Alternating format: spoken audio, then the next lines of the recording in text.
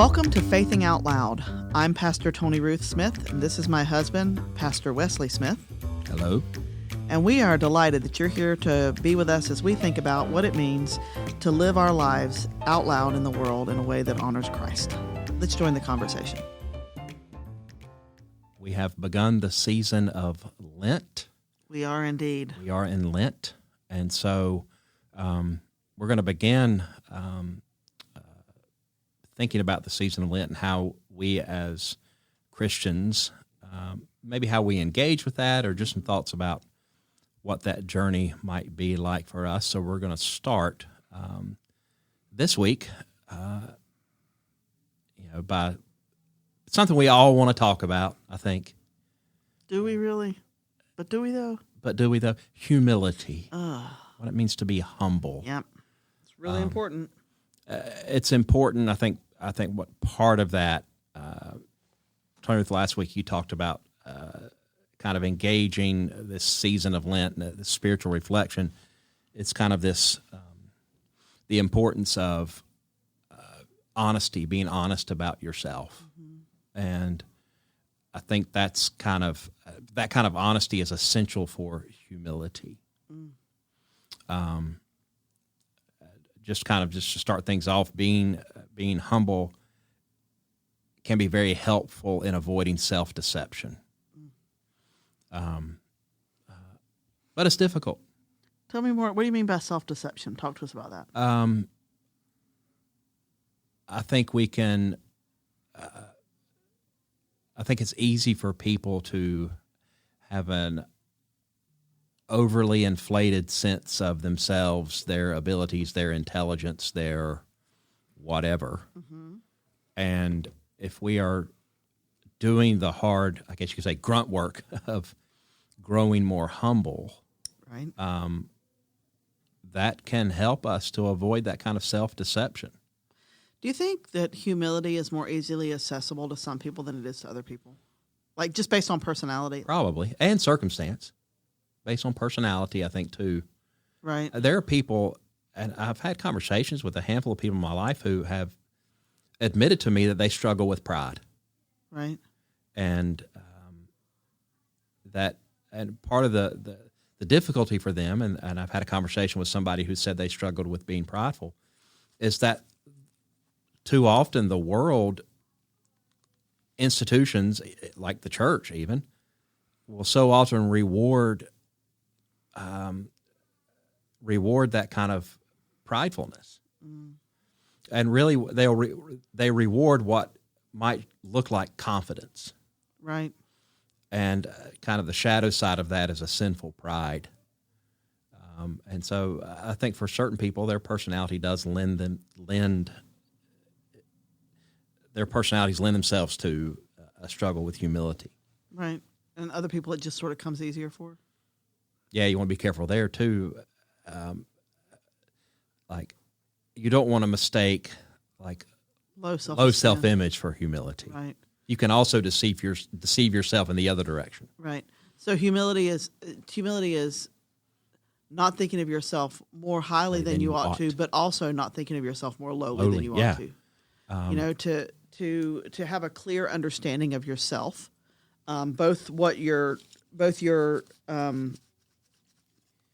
gifts and what you're good at and what you do well, but also an honest estimation of where you have plenty of room to grow.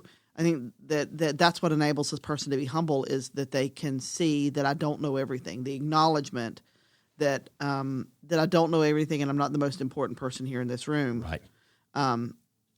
And nothing is above or beyond me. Right. Like I'm not. Think about like in our roles at the church. I am never too important that I can't be helped picking up chairs. Right. After a meeting. You know what I'm saying? Yeah. Like there is that acknowledgement that everybody here is as important as I am, even if my role happens to be the most visible of the roles. Right. I am not more important here than everybody else, nor is my contribution more needed and necessary than the contribution of other people. Right. to make the space for other people is really important. But in order to do that, you have to sort of be able to humbly acknowledge who you are. And I think specifically as it pertains to Lent, if we're going to do Lent well, we're going to have to cultivate some humility. Yeah, it's and thinking about our roles here at the church, a very Lenty kind of thought. Okay. Connected to humility. Lenty. Very Lenty. And for me and you especially as appointed ordained clergy, Right.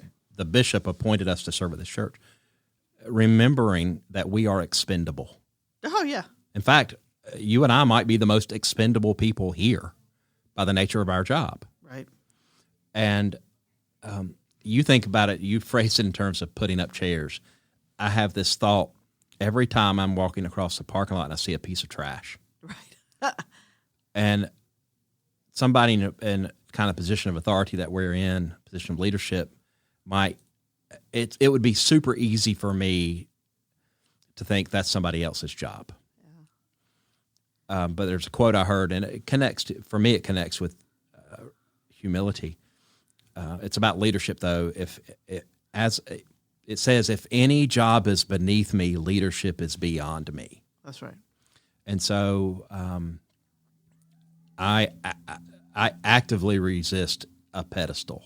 Right. So why do we think then that if we're going to grow in our faith, the more we grow, the more humble we're going to have to be? Do we think that's how is that practically worked out? The more we grow in our faith, the more humble we're going to need to be. And I think part of it for me is the more I know, the more I have to acknowledge that I don't know. Right. Like God is mystery.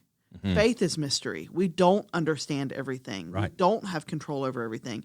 And there's a truckload of humility that has to be present to say the phrase, I don't know. Right. Right. I wrestled with that for a long time. It's always been easier for you to do that, to say, I don't know, in a Bible study or whatever. But sometimes that's a place where it's hard for me to practice that humility. Now, I have no problem at all in other areas of my life, mm-hmm. but in that area, to just say, I don't know. I don't know what that means. I don't know what we should do. That makes me feel vulnerable, and that's what's hard for me. But if I'm going to grow in my faith, that acknowledgement of what I don't know, of what my limits are, of what my where I need help, of all that acknowledgement is hard, and it requires a lot of vulnerability. And I think that's what makes it hard for people, is because no one likes to feel that way. No. A challenge that reminded me of,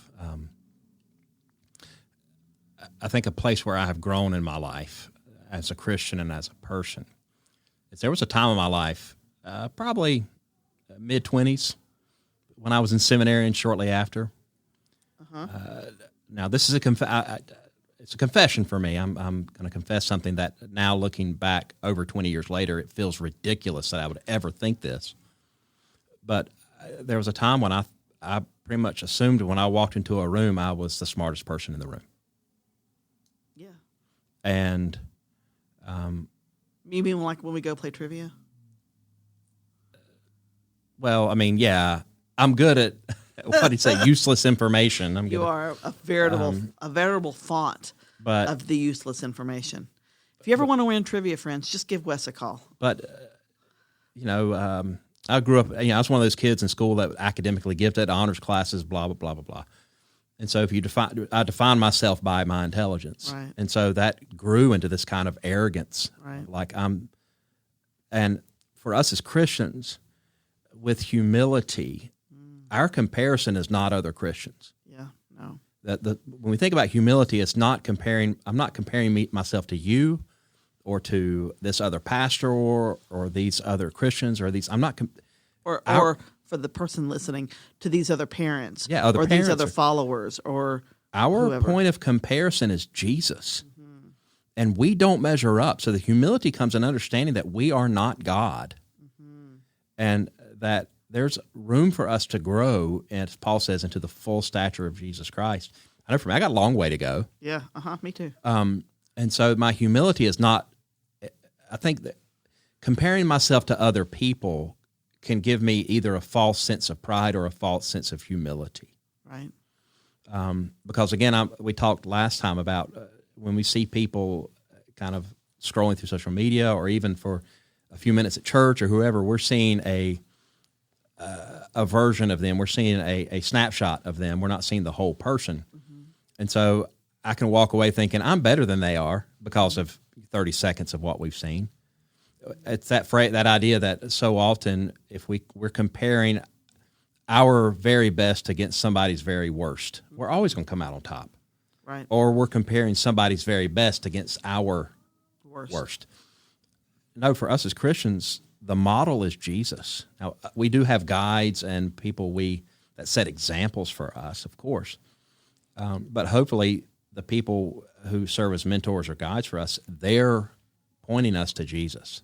So how does making a choice as a Christian to actively practice Lent, to do that annually, how does that help us cultivate that kind of humility in our life?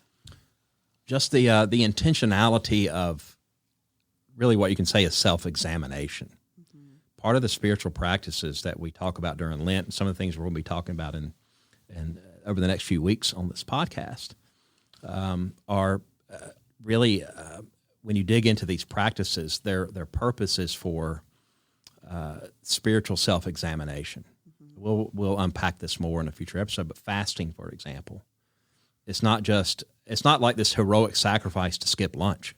Right. The idea behind fasting is when you fast and you feel hunger, mm-hmm. that during fasting, when you feel that hunger, that's a reminder for you to pray. It's a reminder of your hunger for God. Reminder of your hunger for God. Hunger for and the fact that your hungers are met because other people are involved. Yes. Even in the eating even in your food, the sheer number of people that are involved between the beginnings of your food getting planted or being whatever, farm to table, like you're not there alone. Yeah. And again, it's a reminder of our dependency. Mm-hmm. And so I think the kind of through Lent, we are given this invitation for self-reflection and these reminders of our utter dependence on God. That naturally, if we let those things do its work in us, that helps us to grow more humble. Mm-hmm. And it's not, I think there's this, throughout Christian history, you'll read about these people who would perform these acts for the sake of penitence. Mm-hmm. Like during the Middle Ages, there would, like I remember reading about during the Black Death, during the plague, there would be these Christians and monks and kind of folks associated with monasteries that felt the plague was a judgment on sin, and they would whip themselves based on a daily basis, just kind of subjecting themselves to a lot of pain and torture and punishment. That's not humility. That's self-abuse. Right.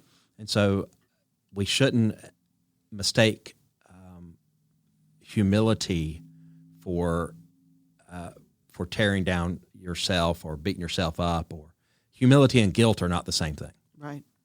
I think a good way to think about humility is that it's accurate perception of who you are in relation to Jesus. And if I think of myself in relation to Jesus, then nothing is really above or beyond me. Right. Right. Like no work of compassion for somebody else. No, I think about like Mother Teresa. Like why you think about Mother Teresa and think about compassion is that there was nothing that was beneath her. Right. And here's the thing. Because she was beneath God. Yes. Right. And she understood herself to be under God. Here's what happens when, as we grow in our faith and grow closer to Jesus, if we're becoming more like Jesus, we are not growing more prideful. As what Paul talks about in Philippians 2, it's not like we Methodists talk about sanctifying grace, that the Spirit is at work in us. God gives us grace to help us be more holy. Mm-hmm. That's not an accomplishment on our part for us to kind of like, I get the gold, a gold star, a gold medal. star, A+, whatever. Right. The closer to Jesus we are, the more open we are to being a servant. Mm-hmm. And so, and I think that's why a lot of non-Christians, I think they really have a struggle when they see Christians who in leadership who claim to be so close to Jesus, who are prideful or arrogant or overly authoritarian, because that there's no humility there, and it does not reflect the humility of Jesus. Right. And so Lent is a reminder for us to, as we do these practices, as we make our way through this season, that, we talked last time about repentance being literally turning, living differently. What that means is living like Jesus. Right. And the Greek conception is to having our mind transformed, but it's being transformed to be the mind of Christ. Right. And the mind of Christ is a humble mind. It's humble. Right. That's Philippians chapter 2. Yes. The Christ hymn. So what are some practices that can help us? Daily prayer. We're going to talk about that, aren't we, though? Our next few episodes are about that. I was getting ready to answer you with a list. No. But we're going to keep talking about that over the next few weeks. Spiritual disciplines. Spiritual disciplines. Let's keep talking about it.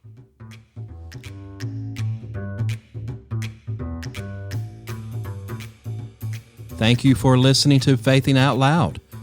Be sure to like and subscribe if your platform allows that. We'll see you next time.